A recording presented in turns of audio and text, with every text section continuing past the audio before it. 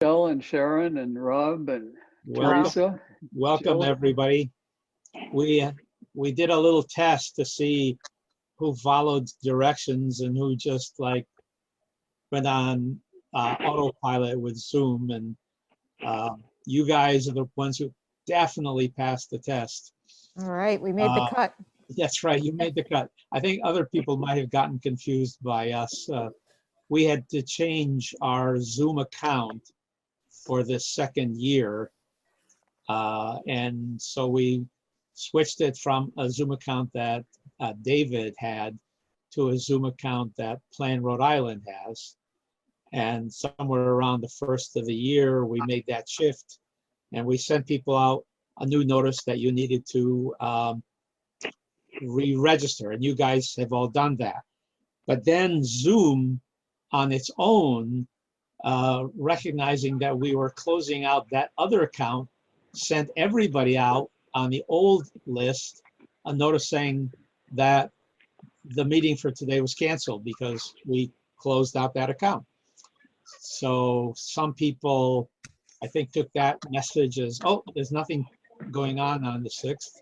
Others, like you, said, oh yeah, obviously something's going on. So we may have fewer than we thought. We will go on, and luckily Jessica, who's going to be talking to us, has sent me her PowerPoint, and I will send that out to everybody so that even if they didn't catch the trick that we played on them, they're going to get it. So tonight we have Jessica Mowry. Jessica works at Rhode Island Housing, and I'll let her kind of describe her role there, which she can do better than I can. The only Okay, other thing, go ahead, John. before we go, one thing that I want you all to know is that in the transition from Zoom accounts, we have reserved every Wednesday night at 6 p.m. for this series, although we will not necessarily have a meeting every Wednesday. We will definitely have one every last Wednesday and every first Wednesday. We'll have other Wednesdays already kind of online for any ad hoc meetings that we may want to hold. For example, if something's popping at the General Assembly and we need to talk about it, I'll let everybody know to hop on our Zoom that's scheduled for that coming up Wednesday. That way we won't have to keep sending re-register. I think this will be easier. At least it sounds easier in my mind.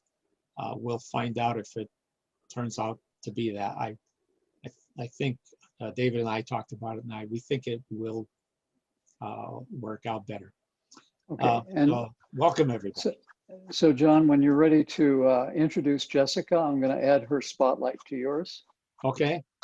Yeah. So Jessica is here somewhere. I know she's here because I've talked to her. I am here. Okay, good. And so it's like I said, Jessica works for Rhode Island Housing. However, besides working for Rhode Island Housing, she brings a ton of housing knowledge from her former lives, which included working with people who were homeless, who were in need of housing support, as well as people with intellectual and developmental disabilities and persistent mental illness. So she's kind of like one of the people I've learned from the result of this series to know that she knows everything I need to learn. So, not as much as Betty Murray. Well, okay. Well, Betty, okay. I'm just Betty teasing. also knows a lot. I was only introducing you. I can't introduce everybody. Everybody on this series has a lot to offer. Yes, Right. so Yeah. true. Okay. Okay, so Jessica, I've enabled it so that you can share your PowerPoint from Oh, great. your side. So, as John said, I am with Rhode Island Housing. My role there is to oversee a lot of the state and federal programs that target low income families through the Housing Choice Voucher, which many of us know as the Section 8 voucher program. And then also programs that target housing programs, I should specify, that target folks who want to live independently in the community but have some kind of a disability, whether it's a psychiatric illness or a physical disability or an intellectual developmental disability. So I'm adapting a PowerPoint that we have used to train case managers on how to assist folks with applying for housing. So a little bit about Rhode Island Housing. We are a self-sustaining quasi-public agency that was enacted through legislation in 1973. All states have a housing finance agency, and their primary activity in each state is to administer the low-income housing tax credit program, which supports the development of affordable housing in states and communities across the country. Rhode Island, so aside from that, every housing finance agency is a little different. It's like a Medicaid program. There's not one Medicaid program across 2 states that are the same. So Rhode Island Housing provides opportunities for home ownership. We have lots of different incentive programs for first-time home buyers and other sort of specialized programs. We also act as the public housing authority for cities and towns that don't have one. So I'll talk a little bit more about all of those things later on. Tonight, I'm going to focus mostly on efforts to secure sustainable rental housing, because I think that's what you're most interested in and what I have to share. There are 3 kinds of rental and leased housing: market rate, affordable housing, and then subsidized housing, which can be project-based or tenant-based. And I'll explain the differences a little bit later. My elderly dog is in the background, so I'm sorry if you hear his congestive heart failure. So market rate is just a property that is rented by folks in the private market. They pay the market rent. There's no subsidy in the unit, and the apartments are usually found through mainstream services like Craigslist or Zillow or a property management company. There are also affordable housing developments, which are properties that were built using the low-income housing tax credit program, and they get that tax credit in exchange for providing below market rents for lower income families, folks with disabilities, and also seniors. These are rent restricted properties, and the tenants pay about 60 to 70% of the market rate of the apartment, and there are income guidelines. So you have to be within a certain income. There's a lower end and a higher end, but you have to be within that income range to qualify for the tax credit programs. And that's based on area median income, which varies from state to state. And actually, I think geographic area, it breaks down even smaller than that within a state. The last one that I'm going to talk a little bit about is subsidized housing. So this is typically a government, it can be state or federal, but it's a government-sponsored assistance program that aims to alleviate the housing cost burden for folks who are on fixed incomes. A lot of folks call it HUD housing. It's also known as Section 8, which can be project-based or tenant-based. We now call it the Housing Choice Voucher Program.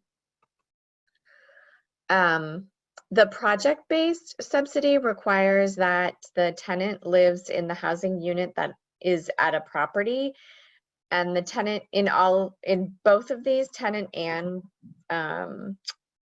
project-based subsidies, the tenant pays 30% of their income towards the rent and utilities. So the assistance in project-based is tied to the property. So in most cases, if the tenant leaves that property, they lose their subsidy. There's a caveat to that in the Housing Choice Voucher Program.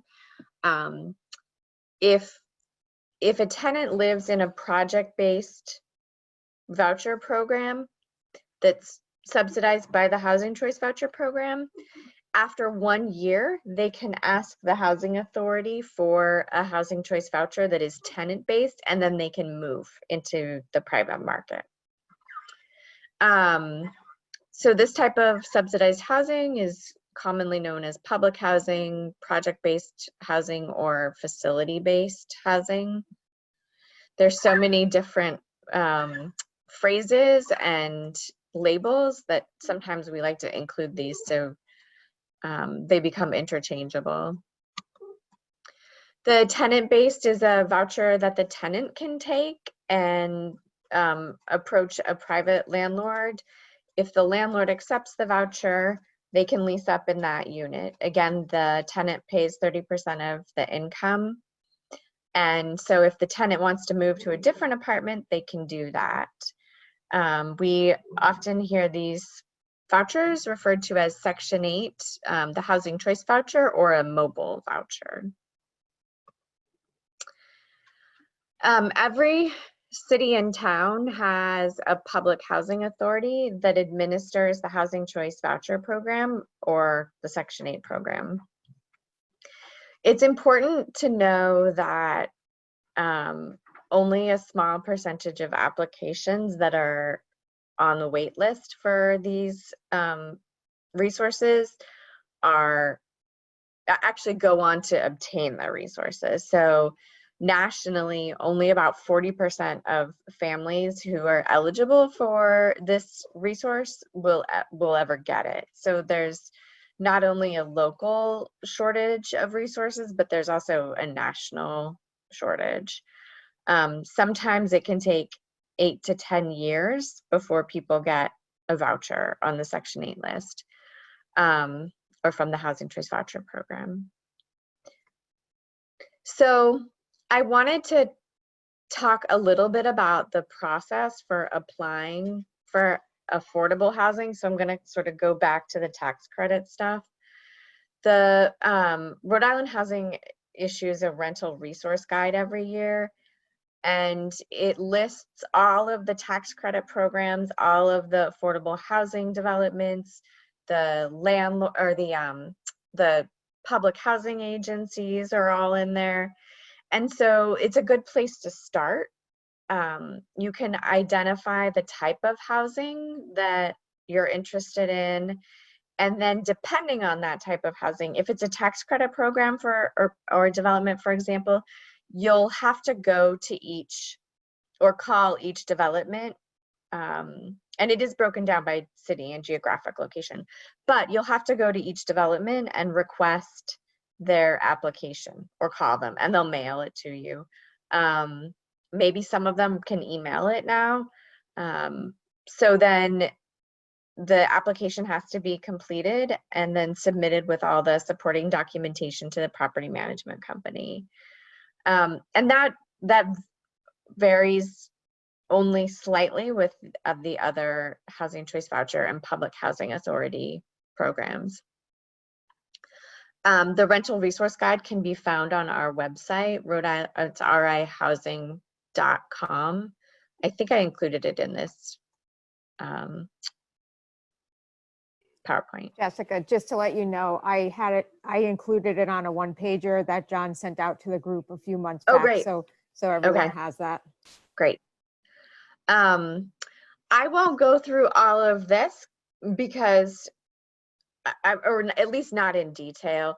I think our time would be better spent sort of doing an overview and then me being able to respond to specific questions that you have, or giving more thorough answers to things that you want me to touch on again, rather than walking through all of these very specific data points. But I included it because if you keep the PowerPoint, you can refer back to it. So when you're requesting applications from developments, you'll want to be very specific about what kind of application you're requesting, because different properties can have different preferences within that property. So you'll want to know what the property or the housing authority's preferences are, because that determines who gets housing first. And not, you guys don't use, Michelle, there's the housing first just does not mean housing first like it does in the COC, right? No. Okay. When I say that now, it doesn't have any other connotation. Okay. And then the documents that you'll need are identification, residency, birth certificate, social security card, and then proof of income, any bank or asset information, and any car registration.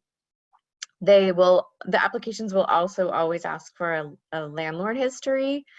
But in lieu of that, it's okay to provide character references or just a letter that describes why the applicant doesn't have landlord history. So now I'm going to shift gears to the Housing Choice Voucher Program. Maybe 2 years ago, Rhode Island Housing worked with the Public Housing Authority, or the Public Housing Association of Rhode Island, which is the trade organization for all of the housing authorities in the state.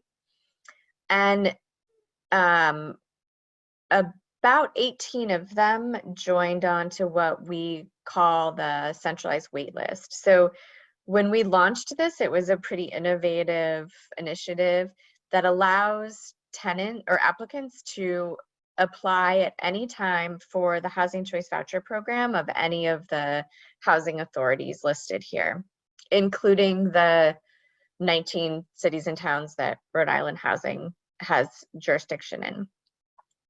So before this, a housing authority would open their waiting list for like a day, and it was not uncommon to have 5,000 people. This happened most recently in East Providence, like in 2017, maybe 2016. So 5,000 people line up outside just to get an application. And then you have a day to complete it and return it just to be put on the wait list. So now the wait list for these housing authorities stays open, and people can apply and update their preferences whenever it's convenient for them. So that it improves access to affordable housing, and it's supposed to improve sort of the dissemination of resources, because people are able to keep their information up to date instead of getting lost in the mailing shuffle. You know, a lot of folks will move and they won't update their address, so a notice that they have come up on the wait list will go to the wrong address, and then they'll miss out on that housing opportunity. So this is really geared toward alleviating that. And then I thought it would be helpful to include a slide with Rhode Island Housing's jurisdiction.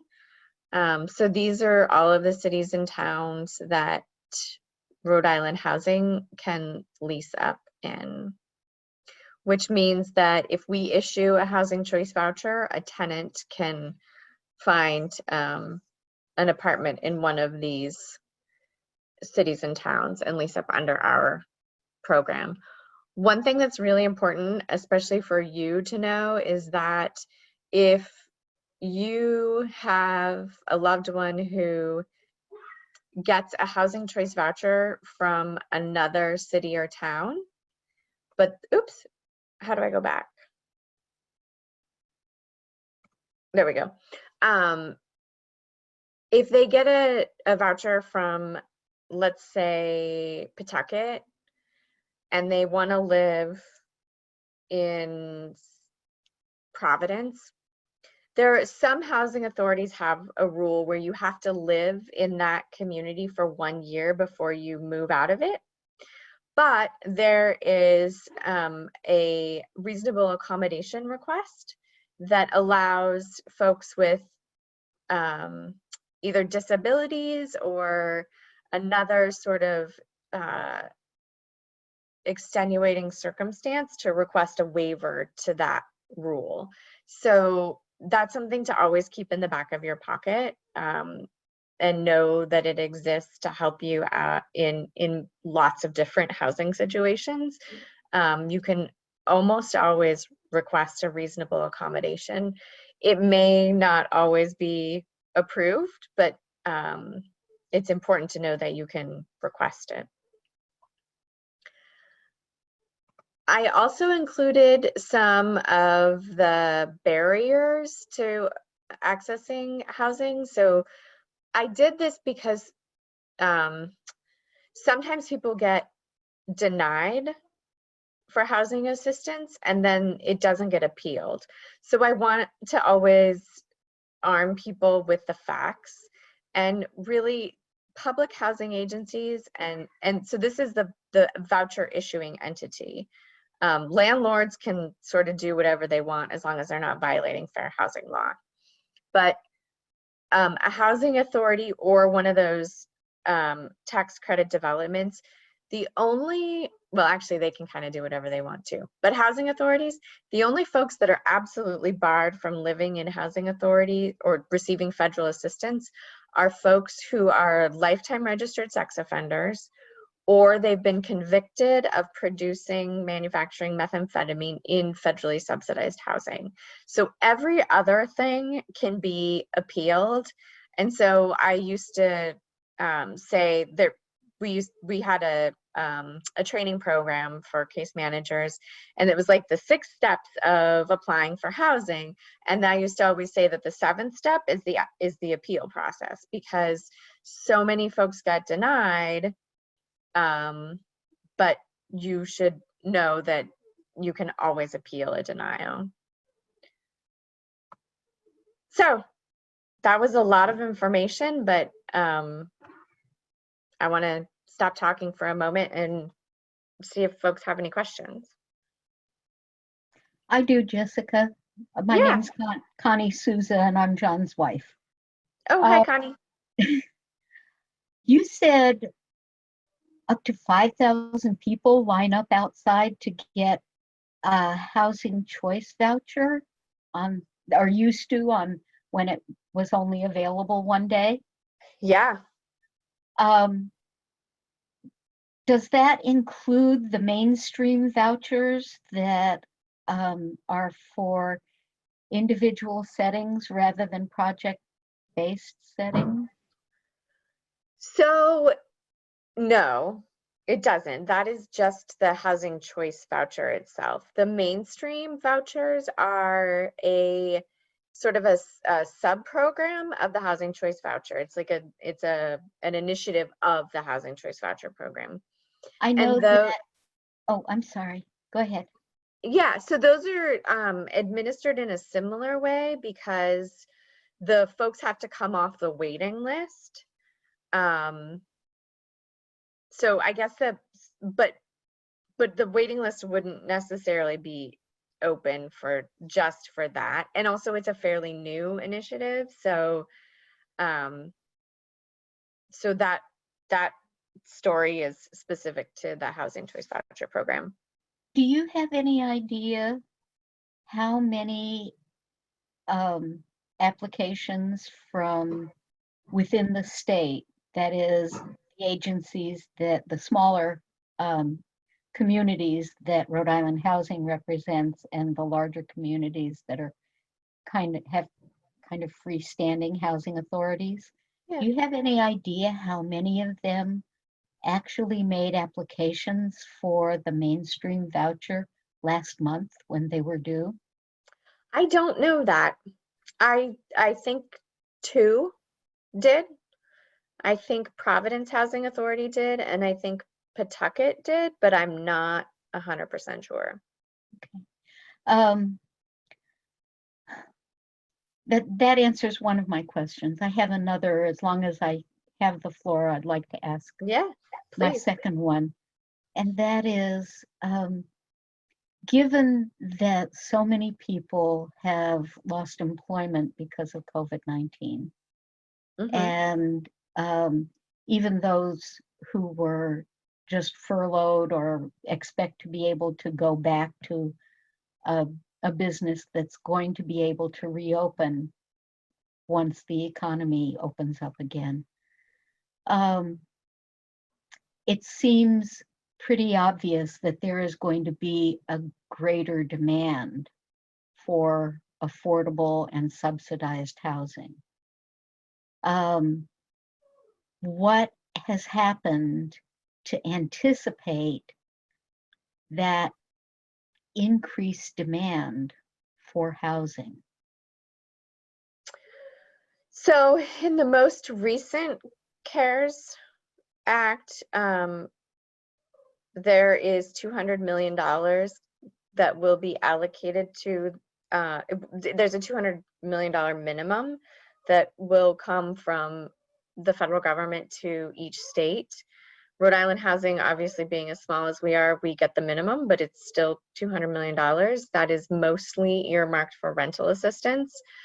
As it stands now, there are 3 agencies, I think, Crossroads, Rhode Island Housing, and the United Way of Rhode Island, that are actively administering rental assistance programs. There's a significant amount of money in the state right now for rental assistance. The issue remains access to apartments. So that's sort of the difficulty that we're seeing at this point. And 200 million will provide more subsidies, but it didn't sound like you were talking about building anything. No, there was no, and it's really up to the state to determine how they're going to allocate that money. The last round of funds, CARES Act funds that came into the state, there was some funding that was earmarked for the development of housing and sort of innovative programs. But your guess would be as good as mine as to how the state is going to roll out this tranche of money. I took a look at the legislation that's being held up in Congress right now for, I forget the name of the bill, but it's that enormous funding bill for relief, for not for individuals, but for regrowth of the system. And I noticed that $2,500,000 was allocated for low-income housing. As I looked at everything that was listed on the list that I saw, which may not be comprehensive, that was the single smallest allocation of anything by multipliers. I couldn't believe that, knowing that COVID-19 had affected people's incomes and their personal security, that was the least amount of money that was allocated for anything. Yeah. I'm appalled. What can we do about something like that, Jessica? Well, I think, obviously, so my specialty is not government relations. I've dabbled in it. My specialty is not government relations. I think like a government relations expert would probably motivate you to call your federal and state lawmakers. I think the moment is here to advocate at the state level by contacting your representatives, by contacting the government, or the governor, by sort of joining your collective power to demand that Rhode Island invest more in the development of affordable housing. Compared to our sister states in New England, we have a shockingly low investment in affordable housing from our state budget.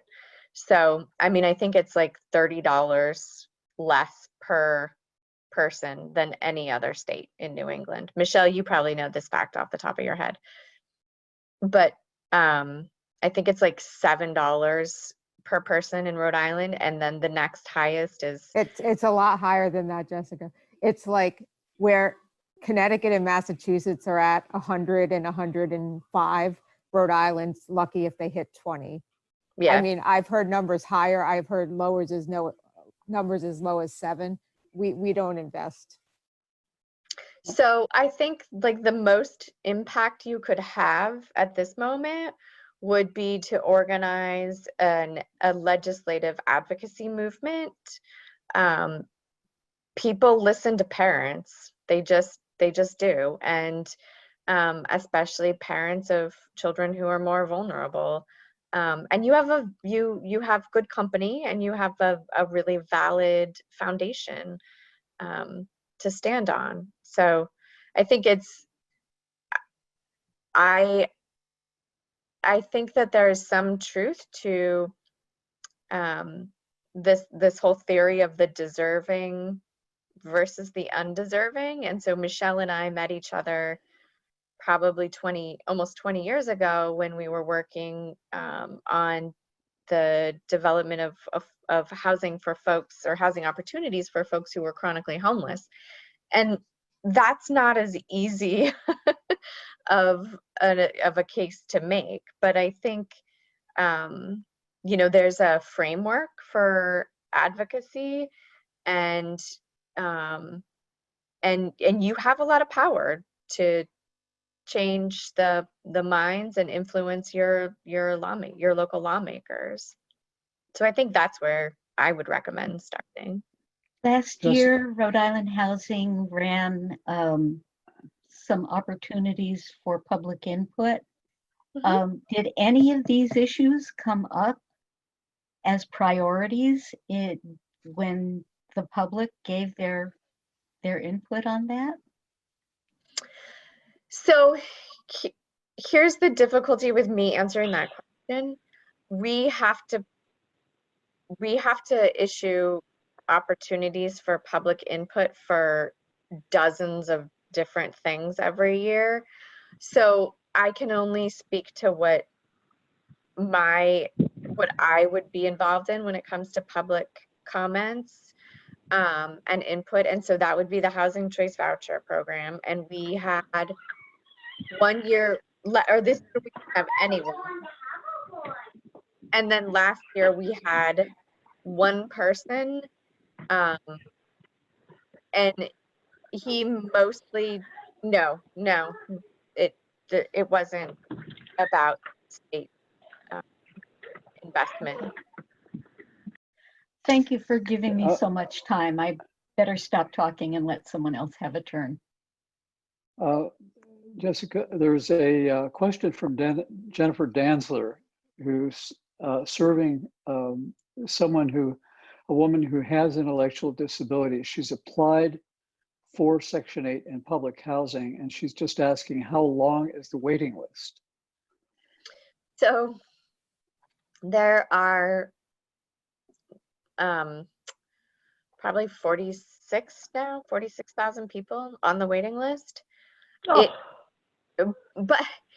But that's on all the waiting lists, right? So what is important to keep in mind is, and also to make sure you keep the preferences updated. So a lot of housing authorities have local preferences. So if you live in Coventry and you want a housing choice voucher in Coventry, that's going to put you up a little bit higher on their wait list. And then I'll go back to where I talked about finding out what preferences are in each housing authority in the city or town that you want to live in. And then also applying for a whole bunch of different cities and towns, because you can use that reasonable accommodation to just get a voucher and then move where you want to move, which is not necessarily a luxury that everyone has. oh, hi, Jessica. This is Nora. I think you can hear me. Yeah. I just wanted to tell the group that the senator that I've been working with, Senator Bell, is drafting the bill like Massachusetts has for developers to be able to get into cities and towns that have not recently let people in to come in to do affordable housing, since there's only like 5 cities and towns that in Rhode Island that go over the 10%. Yeah. So so he's drafting it, Senator Bell. He told me he's drafting the bill. Great. Because he's big on affordable housing, and Providence is, nobody really wants to live in Providence. It's maxed out. You got, Warwick, Cranston, there's so many other communities that people I think would feel more comfortable in, and they've got the space and they've got buildings that are not being used.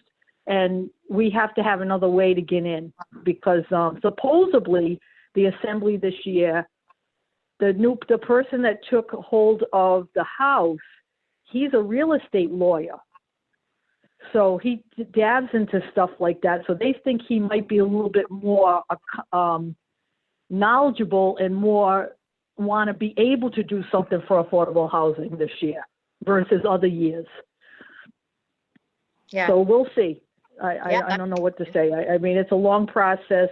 Section 8, I know I went down there and I said to them a couple of years ago, is there any way if a bunch of parents wanted to get together and purchase a large place, would you give us funding to do that, to help us and get creative? And I was just told, sign your daughter up for Section 8. So I signed her up. That was it. I just feel like we got to think out of the box. I really do. We just can't stick with the same thing. Yes, you're absolutely right. Can I ask Jessica, Elizabeth Murray's asking, who are the case managers that you've been training, and do they assist in the application process? Yeah, so we have trained over the last couple of years, we've trained case managers from homeless service providers, the community action programs. We did a handful of trainings for community health workers at the Community Health Worker Association of Rhode Island. And they do assist in the application process. It sort of depends on the scope of work that is outlined by the agency that they work for. And also, I think, unfortunately, there's a high turnover rate in some of those direct service positions. And so one of the things that is on my to-do list is to make sure that we have a more sustainable thing, so that as there's turnover, new people coming in can continue to get that training. Because I think, if you have 10% of your workforce leave in a year, you've lost a significant amount of knowledge and experience, and then you really need something sustainable to make sure that those folks get trained up. By the way, this is Dave. I'm sequentially muting people who have background noise that's coming into the meeting, and you're welcome to unmute and ask questions or make comments, but you will need to take a little action to unmute yourself in the lower left-hand corner. So I've just unmuted myself. This is John. I have a couple of questions. First of all, could you just speak a little bit more about the difference between what is, I guess, referred to as affordable housing versus low income, in terms of who's building those different kinds of units? It sounds like government is doing the low income stuff and that private developers and organizations are mostly doing what I guess they call affordable. And are there places where there's a mixture of both low income and or affordable units in the same complex? Yeah, so they're sort of the same thing. Affordable is how you characterize the housing development, and then low income is the term that's used to qualify a household. So you have to be a low income household to access an affordable housing unit. So what was your next question? I'm So sorry. are there units or places, developments, where you have mixed income Yes, individuals? yeah. Can you describe And those a little bit? yeah, so, and that's sort of my favorite thing because it's integrated and it seems more like a natural community to me. But there aren't a lot of them in Rhode Island. But there are actually some proposed in this tax credit competition this year. So you would have, I mean, typically you would have 40% of the units in a development that are reserved for low income families, and then the other would just be market rate apartments. Okay. And then sometimes there's a more specific structure there, or tiered structure of rental opportunities within a development. Okay. And how about this? I've heard this term now several times: workforce housing. Yeah. Is that just another term, or is there some distinction associated with that term? So it's probably it was a creative way to build affordable housing without the affordable housing connotation, because a lot of people don't want affordable housing in their backyard, right? They're like all for affordable housing until it's down the street from your house. So nationally, a lot of advocates started talking about workforce housing, but it also allowed the income level to increase a little bit. So typically, workforce housing, I think, goes up to 80% of area median income. So you're targeting like your teachers and your nurses and maybe people who are a little higher income. Okay. Now, is that distinction created by some regulation or just preference by the developer? No. Yeah, just preference in the developer or in a state. Okay. And so the other question is, who creates those tax credits that developers are competing for? Is that a state tax credit or is that a federal tax credit? And how is that process regulated, and how does it happen? Where does it happen? So it's an IRS program. Each state gets a formula determined allocation of tax credits every year.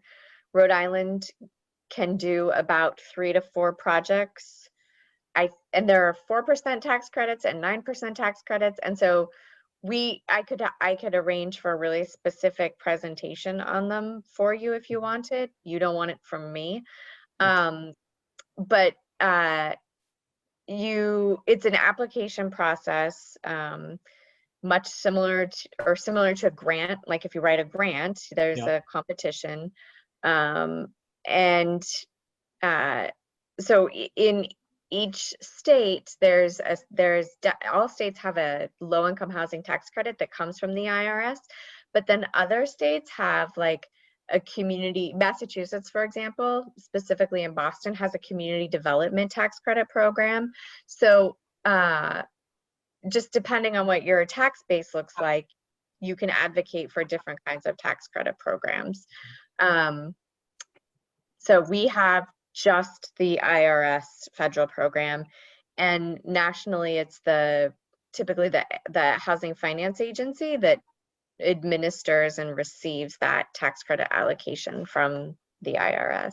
Okay, so in our case, the IRS says here's whatever, $2 million. I think it's like worth. $10 million, yeah. Okay, so here's 10 million, and then it comes to your agency, and your agency somehow, of course, it says we've got these tax credits, people compete, Yep. and it's your agency that decides who wins the competition. Yes. So that Is- decision-making process is Yeah. guided by something that's called the Qualified Allocation Plan, the QAP. Okay. And the QAP sort of dictates how points are allocated in the review of the application, which then determines how applications rank and thus how projects are funded. Right. So one of the things that Rhode Island does is we award more points to projects that come in or applications that come in and include an element or a component of supportive housing. And I can't remember what they wrote this year, but like you had to have an MOU with a service provider and things like that. So so that's another advocacy opportunity for you to advocate at Rhode Island Housing for them to include your target population in their qualified allocation plan. So who writes the QAP? Is that one person? Is that a committee? Is that somebody in the General Assembly? Where does the Wizard of Oz hide? Yeah, so it's the development division at Rhode Island Housing. Okay. And the Wizard of Oz right now, he doesn't write it alone, but the director of development is a gentleman named Eric Shorter. Okay. And actually, James Comer is our deputy executive director, and he is coming to speak with you at the end of the month. And he oversees the. A month from today. Oh, a month from today. A Okay. month from today. Yes. Yes. So he oversees that division as well as my division. So he would be a good person to make sure you. Yeah. Hope. Yeah. Is there some kind of mechanism for general public input to kind of guide him in knowing what people in the state are? I honestly don't know the answer to that question. I'm Okay. sure there must be. Michelle, do you know? Don't they have to, when they write it, they put it out for public comment, and that's where I the think input goes? so. I Yeah. think they do, but I didn't know for certain. Yeah. Okay. Well, that's an area that we certainly need to pay attention to and do more. So, well, so I'm glad that James is the guy, because it'll be good for us to know him. Yes. I think my only other question is, so I participated in some of these public input meetings this past year, and I think some of others did too, but I didn't know at that time that there were different subgroups, and I think most of us thought we were speaking to the whole organization, but now I realize we really weren't. We're only speaking to one particular topic, and I know that in the meeting I went to, and I think Bob Marshall was there, a lot of people talked about accessibility, because that's kind of a subgroup of a problem that even when you get these Section 8 vouchers, if you're dependent on a wheelchair, your options are very, very, very limited. Yes. So can I just say, Jessica and I, before she went to Rhode Island Housing, worked and tried to get this universal waiting list. And it wasn't until Jessica went there that it happened. So we should thank her for that. But I have to tell you, I, over the weekend, went and helped a family member complete the online application. It took me 15 minutes. It was very easy to do. And I would suggest that everybody on this call, the first step is, and it was in the document, the link to it was in the one pager that John sent out a few months ago, is to fill out one of those applications. It's simple. And even when Jessica talked about low-income housing tax credits, you have to make a certain income to be eligible. So if you're somebody who has SSI or SSDI for an income, you're going to have to get a subsidy to live in a lot of the affordable housing that's available. So, again, I think I told the story of my coworker whose son turned 18 and she said, what do I do to get him housing? And I said, complete an application, find out where he wants to live. And, 5 years later, when he's 23, he has his own apartment and it's subsidized. So it's never too, as long as someone's 18, it's never too early or too soon, late, Yeah. to do that. I just think, if you're living at home now and you're 40, fill out that application, because people wait till they need it to fill it out. And there's a 3 to 10 year wait, and then they're in trouble. So it can't hurt to fill it out. If you get to the top of the list and you don't want a voucher, just say no and they'll move on to the next person. But I could not, thank Jessica enough for making that process so easy. But, I didn't want to come to you guys and tell you to complete something when I hadn't done it myself. So it was simple. It was amazingly simple for a bureaucratic process. Yeah. This is Dave. Could you find and post that web link in chat? Oh, you're going to ask me to do something technical. I'll do it. Oh, Jessica, thank Okay, you. thanks, All right. Because I Jessica. have it up I have it up. And I will also find the stuff that I sent out the last time and I'll resend it out. So I have one question.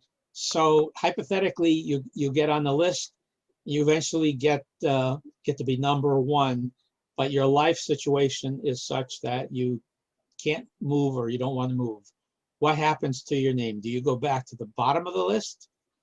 Or do you just get put to the side and then next time there's an opening, you're asked again? Or how many times can you decline that proffer before you're burned your bridges?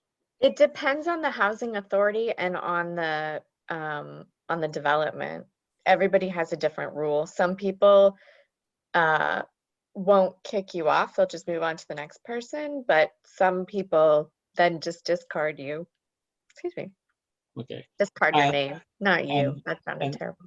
I can tell you that our experience here in Warwick about 15 years ago was that we did what Michelle said. When Mark turned 18, we applied. About 5 years later, he was 23, I think. His name came up and he didn't want to move. So we said, no thanks. He was put to the bottom of the list automatically. And then about 4 years later, surprise, surprise, he gets a message. You've been selected. You have an apartment if you want it. And at that point, he said yes. Oh, that's Uh, nice. He got picked twice. He got picked twice, and he was automatically Lucky put automatically at the bottom of the list. That's why I'm asking, because Mhm. if you don't know that, if you decline, you're off the list forever. You're not going to, you're going to do differently than reapply Yes. again right away. Yeah. So every housing authority has what's called an administrative plan, and they have to post it on their website. And it tells you how they operate. So it tells you all of the decisions and then all of their processes, all their rules.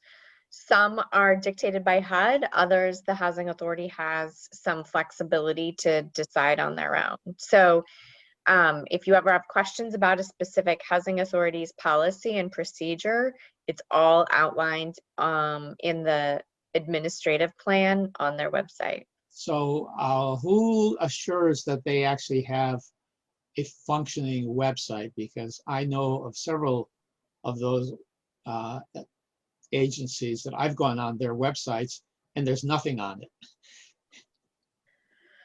Oh my goodness. So that's a tricky thing. Like there's no one that really oversees housing authorities at the local level. I mean, HUD does, but Uh-huh. and also the local, they're very much influenced by local politics. Yeah. But it, like usually the executive director is appointed by the city council or something like that. But there's no formal monitoring unless HUD decides to do it.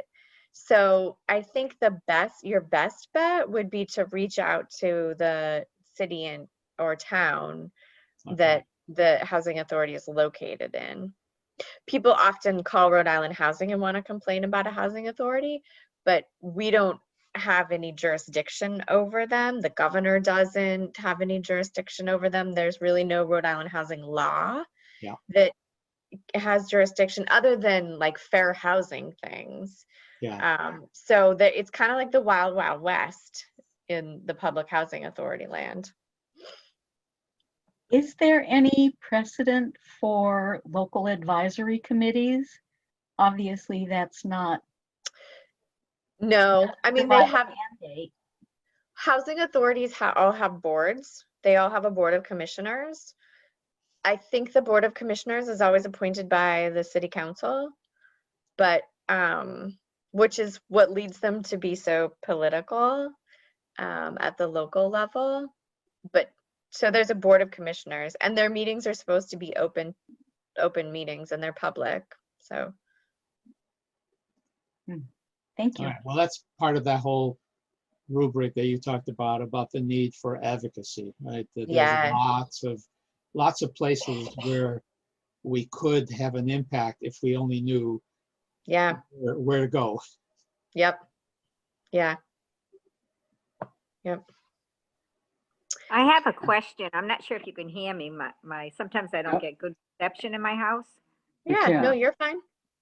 Okay, my daughter just recently she was on the waiting list a long time, and she just recently came up. Her name came up, and so I've been looking around trying to see what what there is, and there's hardly anything. A lot of places that do not take the voucher. There's a lot of those complexes that do not take the voucher. And if there was one that if they do, you have to put in a whole separate application there and then go on their waiting list. And then they said the voucher is only good for 2 months. And how can you be on a waiting list to get into some place and have that voucher for 2 months? It seems like it's a very difficult project to do, even if she does get the voucher. How do you Yeah, even find the housing? Because there's a maximum amount that the housing can go for. You know, like an apartment, like a 1 bedroom can only pay so much for it. yeah. And there's her income would only cover so much. So how do you get all that together? She has a disability and I'm trying to put this together.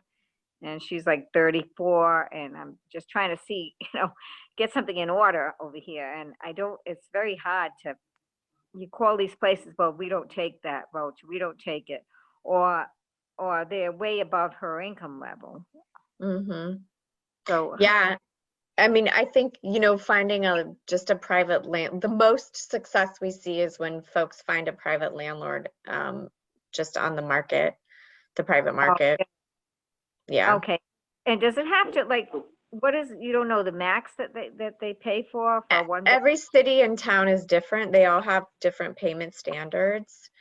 You can ask the housing authority. They will tell you. They have to tell you. It's in in some of the materials they give to voucher holders.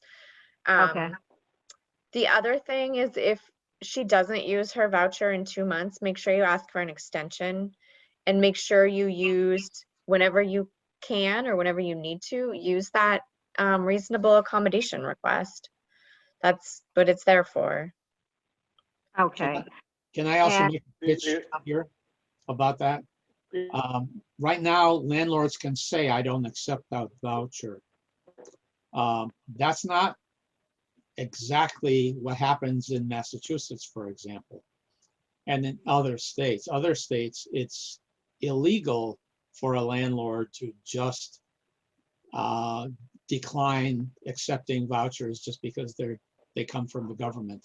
So that maybe Jessica, tell us a little bit more about that. We need some legislation changed in Rhode Island to prohibit the discrimination based on source of income. And that's something that's been at the General Assembly now for several years, but has never been passed. Yep. And we need to get that passed. Yes. So, so you're right. So, and actually, in good news, Barrington is the first city or the first town in Rhode Island to pass their own local source of income discrimination law. So basically, Rhode Island has proposed it for 3 years, and the then Speaker of the House was not a fan of it, so it never went anywhere. But the incoming slate of leadership in the House may be more amenable to this legislation. So again, like John said, it's another opportunity to advocate. And there's a pretty strong advocacy group. John, I don't know if you've been in touch with them, or Michelle, if you've connected them to Homes RI. Yeah, okay. Yeah, that's one of the things. I'm sorry. One of the things is that has come up for years, and a lot more landlords show up than advocates. And I planned on, when it came up again this year, to bring it to you guys. And I think we need to turn people, because the hearings get held, and a lot of landlords show up and talk about how this will just put them out of business and all of that stuff. And there are only usually a couple of advocacy groups there, and no actual needy people to say that, you know, we be having the landlords shut us down once we wait 5 years to get a voucher. So you just need to turn people off that. Yeah, and for sure this year, I want to encourage people to be there and to speak and to kind of put a face Yeah, to the reality. that's very powerful. So now we just have to hope. We have to hope that actual in-person testimony is going to happen this year. Well, that's true. Well, I mean, they are hiding. Speaking of that, how about the bonds referendum that I keep hearing about? Is there actual progress towards selecting a date? The bonds, there is a date that was passed with the budget. It's in early March. There will be a special election, and the bonds are there. So if they get approved, then the money becomes available. Yeah. So that's another area where we've really got to, between now and it's only like a month or two away, we need to do what we can with the other advocacy groups in saying this is necessary. So I think The big piece was getting them on the ballot. Most bond issues, most bond stuff, if it makes it to the ballot in this state, gets passed. Right. With getting it out of the legislature, it did come out in that budget that they passed just before Christmas. So. Yep. So is there aren't any other questions, or I think I have time for maybe one more. Oh, okay. I have a complicated one, but maybe you can answer it. So this, I've been involved in this area for a long time, and I was involved in a lot of supporting previous bond referendum for the building of group homes, state-owned and privately rented from the state or financed. My question is, who owns those houses? Does Rhode Island Housing own that housing stock? We have maybe one or two of them now, but the majority of them are owned by the state, the Department of Administration. So there's like a real estate holding department within the state. Yes. And so again, politically, we might have an influence about what can be done with that, the property if it's sold and where the money goes, Yep, right? Okay. Yep. So Bob, there's another target that we need to focus in on. So the Department of Administration, they centralized Yeah. it all. So Department of Administration oversees all of the properties. It used to be the individual departments. Uh-huh. It's Yeah, Yeah. it is something to work on. It does get difficult though when they sell stuff out of there. It usually finds its way into the general fund. Yeah. Take care of that year's deficit all in one big splash. Well, I mean, there were probably $100 million in different bond referenda over the years, specifically for group homes for individuals with IPD. Maybe, again, it's a political decision, but maybe there's a way to think about accessing that money as the foundation for development of integrated, inclusive kind of housing. Yeah, that is something to look at. We'll give it some thought. Okay. Well, One more question. Either Jessica or, oh gee, Michelle? Michelle, at any rate, what do you know about Stop Wasting Abandoned Property? And how does rehabbing old property fit into this entire picture?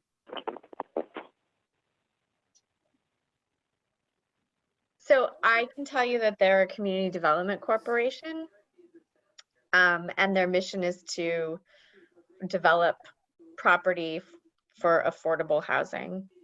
That development is funded through the tax credit program and the bond. So they also have tenant selection plans, like I talked about earlier, that dictate who gets what apartments and when. So all of the same recommendations apply, all the same advocacy recommendations apply. mhm. So are the properties that they turn over, are they considered affordable and so they can accept Section 8 vouchers and other things like that? I would, yes. I mean, I would have to look at I mean, there are lots of different ways that people braid funding. Yeah. And so because that is their mission, I don't see, I mean, they do accept vouchers, but they may not be able to put a voucher in a certain apartment because you can commingle different sources of construction funding, but you can't commingle different subsidies. So you can't always put, if you have one federal subsidy, you can't put it with another federal rental assistance subsidy. So I can't say yes, Yeah. and I can't say no, because it's very dependent on a whole bunch of variables. Okay, well, it's good to know. We happen to be in Providence on 500 Broad Street, and we saw their swap headquarters. and Yeah. Connie spotted it, and she said, there's a group that we need to learn a lot more about. Yeah. So we can connect up with the housing network. They're the Yeah. trade association for all the CDCs. They all rehab buildings and neighborhoods. It's part of their mission. I would imagine that the majority of the houses, the programs that they develop, again, if you have SSI or SSDI as your only income, you're going to probably need a housing choice voucher to go to subsidize the unit. They typically don't do like deeply subsidized. So, but I mean, they're all great programs, and we have such a small state with a great trade association. So all of the community development centers are actually doing great work in different neighborhoods to make sure that there's affordable housing and that we don't have like, to get rid of blight in communities. So we Yeah. can definitely get the housing network on too, to talk to the group. Great, okay. Okay, I've just posted 2 links. One is for the Rhode Island Housing Network. Thanks for that. And also Jessica's post for the waitlist centralrhodeisland.com. And Jessica, I did hear you say that you were running short on time. Yes, And thank I you. wanted Jamie. to respect that. So Thank you. thanks so much. Yeah, thanks for having me. Absolutely. Yeah, I find myself sort of overloaded with details from which details flow. And just as an aside, I think it would be great sometime for somebody to build a website that says, if this, then that. Oh, if you Michelle were- and I try to do that all the time. Okay. It's So, not easy, but I it know would be it's a not good easy. idea. Yeah, we'll Yeah. work on that next week, Jessica. Yeah, Okay, but would you tomorrow morning. right? Would you recommend in general that people who are in the position of being dads and moms, that one of the things we ought to do in the near future is go to that waitlist centralrhodeisland.com Yes, and at least get on that wait list yes, while we're waiting for all of these other pieces to sort of come into alignment. yes, absolutely. If there's one right. takeaway, Okay, it's that. thank you very much. Yeah, Thanks. All right. So before everybody goes, we'll let Jessica leave if she needs to. Let me just do Thanks, a little advertising. At the end of the month, the last Wednesday of this month, we're going to hear from Kathy Ludlam, who lives in Connecticut, and she's going to tell us her story about how she, with the help of some other people, was able to develop a housing co-op that has made it possible for her to live in a very normalized, inclusive kind of environment.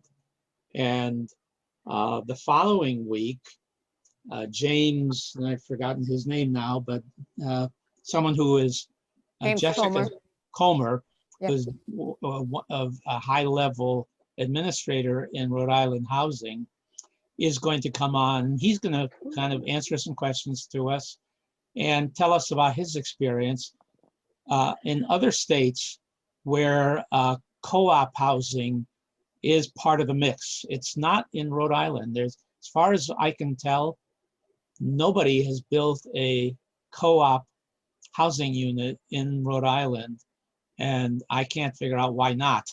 So again, it's not the solution, but it's another option that I really think we ought to be trying to explore. So this next week, this month or so, the subtext is co-ops, co-op housing, inclusive co-op housing stuff. So, tell your friends. Well, we'll definitely get the word out again about that session, and tell people not to be confused that although we now have a Zoom meeting every week reserved, we're still only meeting regularly the last Wednesday and the first Wednesday. The other Wednesdays are available for ad hoc meetings. David, you have anything else to say to clarify any of that? No, I just found Rhode Island's first cooperative housing website. Really? Yeah. Tell us. It's called, well, hang on for a second. I'll just share that screen. It's called ASQAH, ASQA That's Cooperative. And the reason I ran into that was that even though there may not be much in terms of, I'm just going to copy that and type it into the chat here. Is getting in touch with the larger cooperative movement in a state is often a really good thing to do. And they, it's because there's a tradition in the co-op world of cooperation among cooperatives.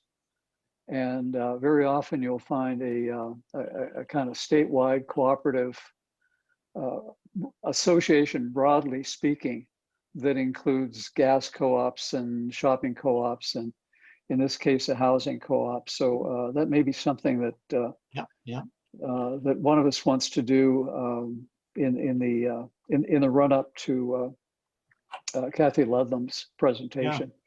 Because there may be some opportunities there. Good meeting. Okay, excellent. All Yes, right. thank you, everybody. Thanks for joining us, and we'll see you next month. Okay. Come back again, please. Okay. Thank you.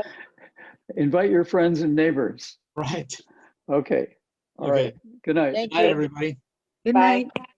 Thanks, night. David. Bye. Thanks, John and Connie.